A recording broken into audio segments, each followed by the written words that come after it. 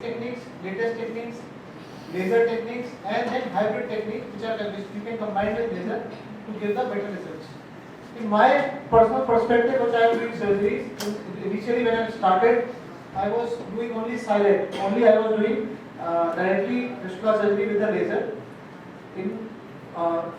I experienced some recurrences in those cases. So I started combining those procedures with some hybrid procedures, and now I am getting very good results. So personally saying, in my perspective, in fistula you have to combine it with some or another technique, hybrid technique, to get a better results. If the tract is small, basically recommendations for laser surgery in fistula is basically for small tracts less than 4 centimeter. The thickness of the tract should be 4 to 5 mm, not more than that. It should be straight tract. It is not for curved tracts. Generally for the posterior tracts. So there is very much limitations for the laser in the fistula as according to the books which they say 4 centimeter, less than 4 to 5 mm, straight tracts, small tracts. So we have to do meticulously different techniques in fistula to get the desired result. Because if you are doing in private or anything, patient doesn't want the regress to be done. So I start with my lecture. Fistula in ano. Anorectal abscess 50% develop a persistent fistula in ano. The fistula usually originates in the infected crypt, as you know, and usually the site is prior drainage. The course of fistula can often be predicted by the anatomy of previous abscess. So as I told previously in the lecture, that if there is a perianal abscess and it develops into a fistula, the site of incision you can see that how the fistula has developed. So the majority of fistula are cryptogranular in origin. Crohn's disease, malignancy, radiation, unusual infections, tuberculosis, actinomycosis, chlamydia may also produce fistula. Complex, recurrent or non-healing fistula should raise the suspicion of diagnosis. So primary causes mainly cryptogranular infections, secondaries IBD, TB, trauma, iatrogenic neoplasia, simple and complex. Etiology I told you, again this is the diagram. So anal glands, same concept, lie in the intrasphincteric and submucosal planes, 2 to 10 in number, secrete lubricating material in anus. Internal opening is in the crypts and dentate line, highly susceptible for infection. It is equally to cryptogranular abscess. Infection is of anal gland. Anal gland 6 to 8. Function is to lubricate the anal canal or open at the dentate line. That is why the internal opening is generally at the dentate line. Basic understanding: internal opening is always at the dentate line. You have to remember this point. High opening is usually iatrogenic, either uncommon causes are tuberculosis and malignancy, rarely counts. The usual pyogenic abscess can never perforate a normal rectal wall and create a high opening. Formation of fistula, I have told you, cryptogranular abscess is inadequate drainage from the internal opening, spreads in loose intersphincteric planes and ultimately finds its way somehow to drain, making the external opening. The collections develop a protective wall around them, which becomes more firm, shrinks in size and takes a tubular shape to make a so-called fistula tract. So we will go with the classification first. All the classification of fistula are very confusing. So I will be teaching you all the classification, but I will be telling you what to see in the fistula. You should not confuse yourself. Ideally, there are 4 types of fistula. It is intersphincteric, either transsphincteric, suprasphincteric, and extrasphincteric. What are complex fistulas? So anybody can define the complex fistulas. What are complex fistulas?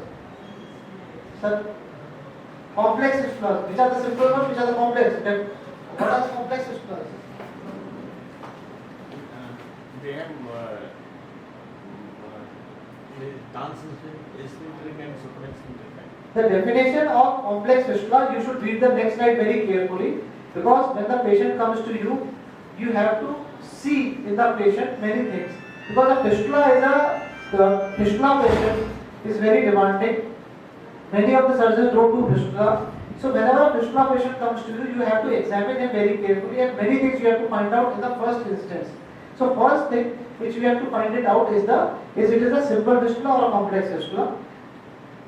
So what the complex fistulas are: any fistula which is involving more than 30% of the external sphincter, suprasphincteric fistulas, extrasphincteric or high fistulas proximal to the dentate or pectinate line, women with anterior fistula. This is most important thing. Any woman who comes to you with anterior fistula, be cautious, it's a complex fistula. So you have to deal it very meticulously. Fistula with multiple tracts, recurrent fistulas, fistula related to inflammatory bowel disease, fistula related to infectious disease including tuberculosis and HIV. Fistula related to local radiation treatments. Patient with a high history of anal incontinence and rectovaginal fistula. So these are the categories of complex fistula you have to see for them. So this is a basic chart. You can take a picture of it if you want. You can give it to your patient. Whenever your patient comes, you should have a chart like this and you should mark the findings. First thing in the description, you can take a primary tract. It is superficial, intersphincteric, transsphincteric, suprasphincteric, extrasphincteric. With the MRI findings also, you can mark this. So you can see for the internal opening in the DRE picture. You can see the side at which it is opening. At level it is below or above the dentate line. Because if it is below the dentate line, then it is easy to operate. And if the internal opening is above the dentate line, then it must be a very complex fistula. External opening numbers, how many external openings are there? What is the side? At which oblong it is present? It is either it is horseshoe, intersphincteric, infralevator, and ischiorectal fossa, supralevator. Abscess is there or not? Superficial, intersphincteric, infralevator, supralevator, and any other anal conditions are present. Fissure and hemorrhoids. So you should have this ready. Any patient which comes to you, mark these findings and write everything so that it becomes easy for you to identify later. This is again grade 1, 2, 3, 4, 5 fistulas. They are divided into low fistula with single branch, intersphincteric, transsphincteric, low fistula with multiple tracts, abscess and horseshoe. So this is a very confusing one, so we don't want to go into the details. We will just see the superficial things. So this is basically the Parkes classification of fistula and proto. Intersphincteric, simple low tract, high flank tract, high tract with rectal opening without a perineal opening. Transsphincteric is uncomplicated, high flank tract, suprasphincteric uncomplicated, high flank tract, and extrasphincteric. This is again Girls, Parkes, St. James, and standard practice. So it's a huge country. You don't have to go inside it. So this is the basic MRI. You can see here. In this MRI, you can see the picture of this. This is anal canal. This is external sphincter. This is ischial fossa. Here you can see anal canal. You can see ischial fossa and external sphincter. It is somewhat MRI. If you want to read the MRI, you can see anal canal. Then this is levator muscle is there. This is the rectum. This is anal canal. This is ischial fossa. This is basic anatomy of the fistula in MRI. Fistulas look like linear hyperintense structures of sad fetal images, associated fibrosis hypointense, unenhanced T1W images, detect hemorrhage early post-op, post-contrast T1 images, fistula and abscess cavities tend to enhance pericardity. Fistula type small abscess. So this is the diagram which you have to understand. So this one, number 1 is intersphincteric abscess. This one is the intersphincteric, most simple to operate. Number 2 is this transsphincteric, which is crossing the sphincters. Intersphincteric is the intersphincteric vein. This is internal sphincter, this is the external sphincter, and this is the space in which it is going. So this is intersphincteric fistula. This is external sphincter, internal sphincter. So it is crossing both the sphincters and opening inside. So it is transsphincteric fistula. Third, it is going above and opening above the external fistula. So it is suprasphincteric fistula. And fourth one, it is going above and opening inside. So above the anal margin. So this is extrasphincteric fistula. Only these 4 things you have to remember. Other things are very confusing. So there is a one St. James. Sometimes you might have come across the MRI reports and they write the classification grade 1, 2, 3, 4, and 5. This is like this. Grade 1 they tell about simple linear intersphincteric fistula, which is easy to operate. Grade 2 is intersphincteric fistula with abscess or secondary tract. Grade 3 is transsphincteric fistula. Grade 4 is transsphincteric fistula with abscess or secondary tract within the ischiorectal or ischioanal fossa. And grade 5 is supralevator and translevator disease. Again, this is the classification. Now, this is very important to learn. An accurate preoperative assessment of the anatomy of anal fistula is very important. 5 essential points of a clinical examination of an anal fistula. First thing, you have to locate the internal opening, you have to locate the external opening, you have to locate the primary tract, you have to locate the secondary tract, and you have to determine the presence and absence of underlying disease. So, whenever a patient of a fistula comes to you and you are examining in the OPD, so what things you want to see? What are the clinical examination findings you want to see? Initially you have to go step by step. First, make him lie down at the orthotic position. First thing you see is first external opening. Where is the external opening present? O-block. It is from 12 to 12, at which place external opening is there. First thing. Second thing you want to see is how many external opening is there. Sometimes there are multiple openings, 2 or 3 openings which are missed. So you have to find out how many external openings is there. First, where is the external opening? O-block. Second, how much external opening? How many external openings is there? Third thing, you have to find out the distance from anal canal, from the anal burst to that place. How much is the distance? So distance is very important. Fourth thing, now after seeing all this, you palpate the tract. What you have to do? This is the anal canal, and I presume that the opening is external opening is this. You have to bimanually palpate with your palm. You palpate like this. Palpate like this. You will feel a cord-like structure. You will feel a cord. You press it hard and palpate like this. So you will feel a cord-like structure, and you will come to know the tract. Sometimes this opening will go like this. Sometimes this opening can go like this. Sometimes this can open like this. So if you will palpate, you can make out the tract whether it is going down and then opening into the anal canal, or it is going up and then opening into the anal canal, or it is going straight. So from the external opening, palpate like this, you will feel a cord-like structure. This is the fourth thing. Fifth thing, when you palpate, you will come to know about the internal opening. Either it is here, here, here, or here. So after that, you do a DRE. You put your finger inside, palpate, and in palpation at the dentate line, try to figure out the internal opening. How to see for the internal opening? There are 2 or 3 methods. First thing, when you have palpated from the outside, you come to know about the internal opening. This must be here, here, here, or here. When you press there, patient will wink with pain. There will be pain at the side where the internal opening is there. First point. Second, you will feel the rugged mucosa there. The mucosa there will be torn and rugged. You can feel this rugged mucosa at the side of internal opening. Third point is that whenever you will pinch at the rugged mucosa, whenever you will pinch at the internal opening of the fistula, the external opening will be puckered. I will show you in a video. I have shown that test. When you pinch at the internal opening, then you will feel there will be puckering at the external opening side. Then when the internal opening is your hand, you can feel the fistula like this. So you will come to know that this is exactly the fistula tract. So this comes with a little bit of experience, bimanual palpation. So all these things, before when the patient comes to in your OPD, you have to see all the things. Locate the internal opening, try to locate the external opening, location of primary tract. You can feel for the secondary tracts by palpation. And determine the presence of absence of underlying disease, like sometimes there is associated polyp is there, sometimes there is associated hardening, it could be malignancy, sometimes there are associated many things could be associated, so you have to carefully see. In any case of fistula or piles more than 50 to 55, 60 years which has history of bleeding, either there should be a sigmoidoscopy or colonoscopy should be done. So determine the relation of the fistula tract to the sphincter complex. Identify any secondary tracts and abscess cavity. Reveal the site of residual abscess and different fistula. So aims are eradicate disease, most important but not always possible.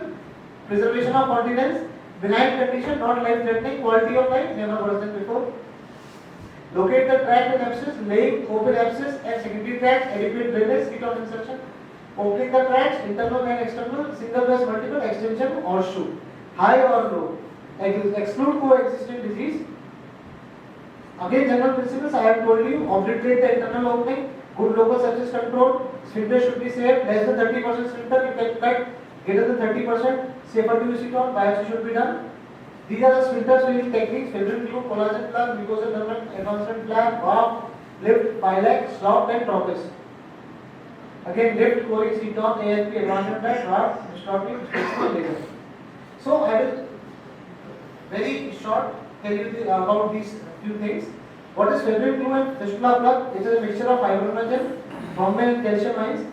They are rehydrated first in 0.9% saline for 3 to 5 minutes before insertion. They are the fistula glue of plugs. You can directly clean the fistula and put it inside, and it causes regeneration of the tract and it causes healing of the tract. It is inserted in the internal opening and then pulled through the tract until light resistance is met, and then sutured securely in the internal opening. External opening must be partially open at the end of the procedure, and this is the path that follows drainage and allows to close space infection.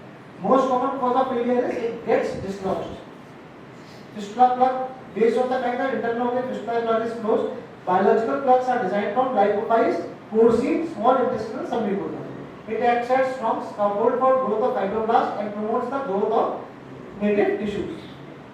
So lift, I will be telling you lift procedure of lift, how to do lift in the hybrid fistula lecture, and this is the best thing you can do for a hybrid class. If you are combining any of the surgeries in fistula, you can combine it with lift. Lift is ligation of intersphincteric tract of fistula. It is based on the closing the internal opening and removing the infected cryptograndular tissue via the intersphincteric vein. In this procedure, the intersphincteric space is opened by a small incision made in the intersphincteric groove of the fistula tract. I will explain in the details in the hybrid fistula lecture. I will not be going into this lecture, right?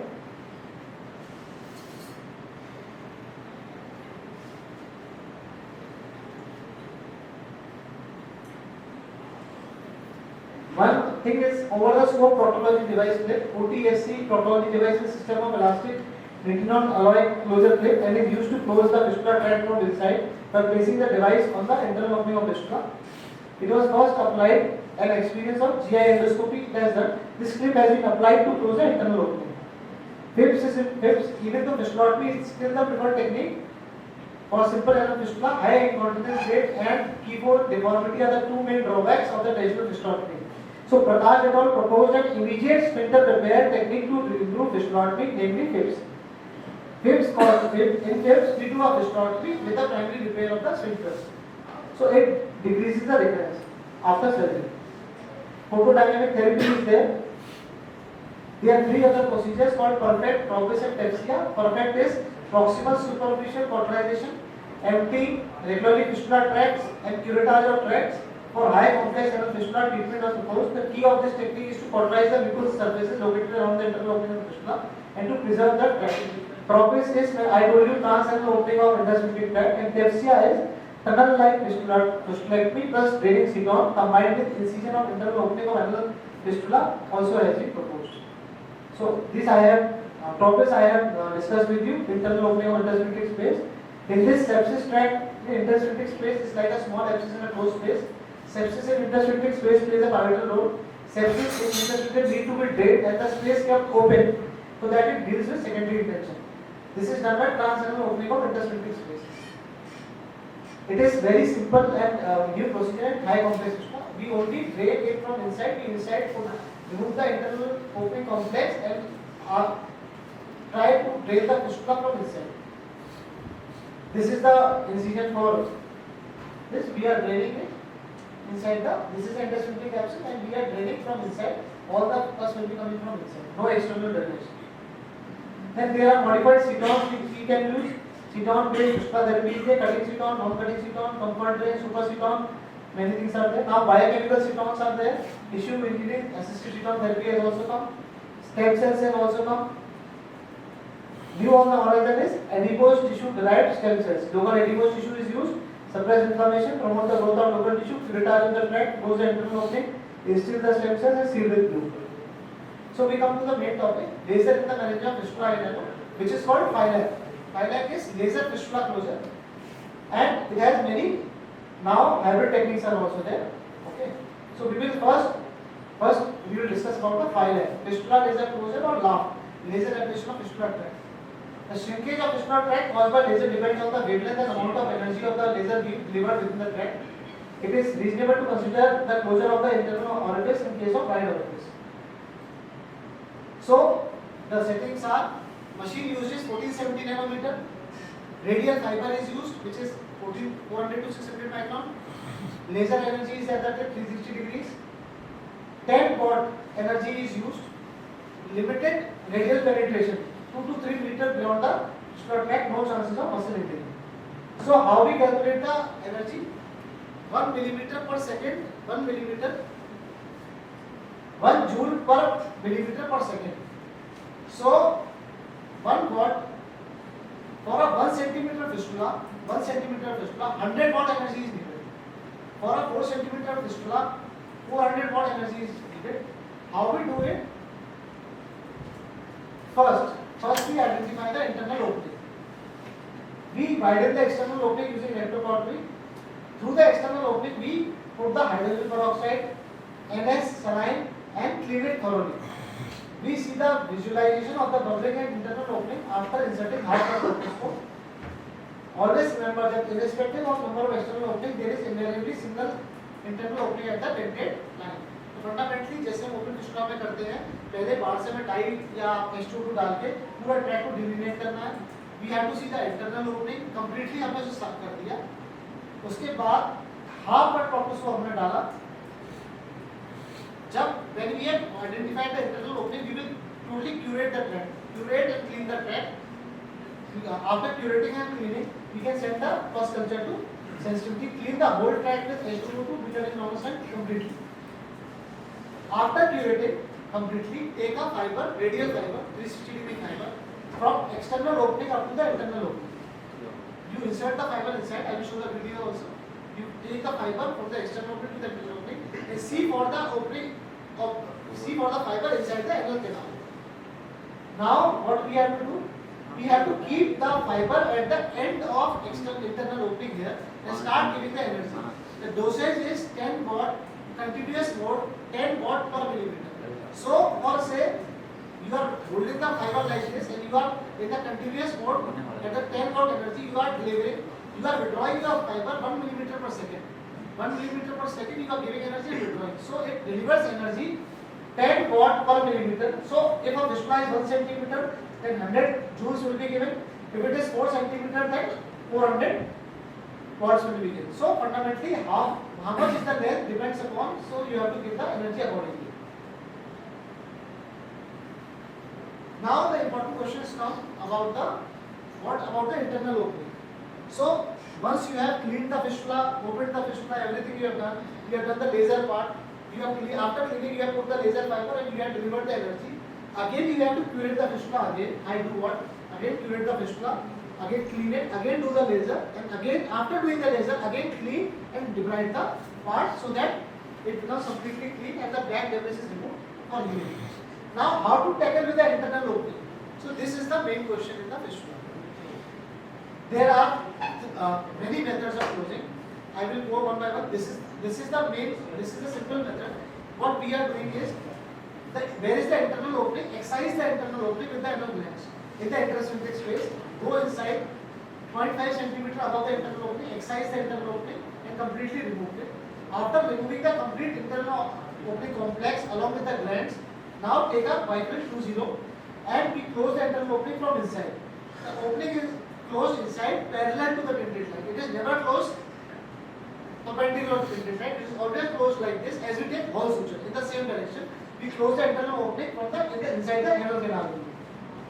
So after closing with Bicryl 2.0, we take same suture as we take in files, figure of 8 and close the internal opening. I generally take 2 sutures and then again also I take 2 sutures. So I take 4 sutures and close the internal opening. Then again we check the absolute closure of internal opening by placing a gauze inside the anal canal and injecting between root through the external opening. दोबारा से हम डाल के देख लेते हैं between root भाई बाहर तो नहीं निकल रही. So this is the whole procedure. So as you can see this is the external opening. Now we are curating the track here. We are curating. Then after curating, we are this is the laser fiber. We are going it inside the laser fiber and putting it from the internal opening. Now we are keeping the laser fiber layer at the tip of the internal opening and start firing from here to here. It is 10 watt per millimeter per second. We are firing and we are withdrawing the fiber soon. After complete laser, we just close the internal opening. Internal closure like as we do in piles, FGHA. So what to do? It should not be done in pulse mode. If you will be doing it in pulse mode, then skip areas will be there and there will be recurrence chances because skip areas will be left and that will lead to recurrence. So there are some nice guidelines for laser fistula closure which says radially emitting laser fiber treatment of an anal fistula can be done with patient under regional general anesthesia with the patient in lithotomy position. The external and internal openings of the fistula tract are identified. The fistula is then catheterized using a probe and cleaned by irrigation. A radial emitting fiber is withdrawn from external to internal orifice, activated and gradually withdrawn at the speed of 1 millimeter per second. Aim is to cause destruction and sealing of the fistula tract. allowing primary closure. The procedure may be used with techniques that close the internal orifice of the tract, such as an advancement plan. So basic, I have taught you. This was the basic concept. If you want to do it with the laser, but technically speaking, results are not that good with this technique which I have told you, which is called Phylack technique. Simple laser fistula closure with internal opening closure. So now the hybrid procedures have come. These are the hybrid procedures which says distal laser and proximal slot, distal laser and proximal slot with distal tract coring. I will discuss all these in detail. Distal laser with proximal lift, warp with lift with laser ablation of distal tract by bar lift, and distal coring with proximal gasterotomy with laser ablation. Actually, these names are very fancy, but I will tell you each and every procedure in detail with all the concepts later in the next lecture. So again, distal laser proximal slot, distal coring proximal slot, again we will discuss. This was the lecture on fistula and